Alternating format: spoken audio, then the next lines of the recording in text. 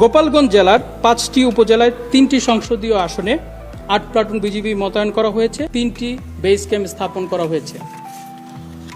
আপনারা অবগত আছেন যে 29 জানুয়ারি 2026 তারিখে যশোর ব্যাটালিয়ন গোপালগঞ্জ জেলায় মোতায়েন হয়েছে।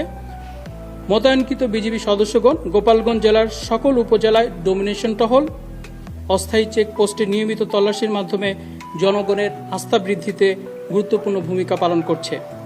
এছাড়াও দায়িত্বপূর্ণ উপজেলায় ম্যাজিস্ট্রেট সহ সেনাবাহিনী, পুলিশ এবং আনসারের সাথে যৌথভাবে সরকার কর্তৃক অর্পিত নির্বাচনী আচরণ বিধি সংক্রান্ত দায়িত্ব পালন করে যাচ্ছে।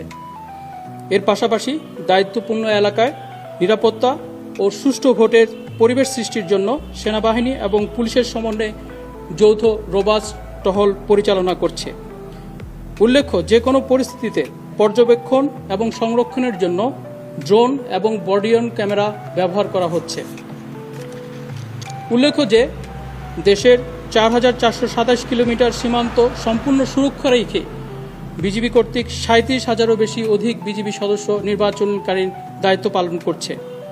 নির্বাচনকালীন যে কোনো জরুরি পরিস্থিতিতে বিজিবি র্যাপিড অ্যাকশন টিম এবং হেলিকপ্টার সহ কুইক রেসপন্স ফোর্সের মাধ্যমে দ্রুত যেন ঘটনাস্থলে পৌঁছতে পারে সে ব্যবস্থা রয়েছে। এর পাশাপাশি নিরাপত্তা ব্যবস্থাকে আরও জোরদার করতে বিশেষায়িত K9 ডগ স্কোয়াড মোতায়েন করা হয়েছে। বর্ডার গার্ড বাংলাদেশ দৃঢ়ভাবে বিশ্বাস করে সরকার, নির্বাচন কমিশন, আইন শৃঙ্খলা রক্ষাকারী বাহিনী এবং জনগণের সম্মিলিত প্রচেষ্টার মাধ্যমে আসন্ন জাতীয় সংসদ নির্বাচন শান্তিপূর্ণ, সুষ্ঠু ও উৎসবমুখর পরিবেশে অনুষ্ঠিত হবে। দেশের জনগণের আস্থা এবং বিশ্বাসকে সর্বোচ্চ গুরুত্ব দিয়ে বিজিবি সংবিধান এবং আইনের আলোকে তার দায়িত্ব পালন করবে।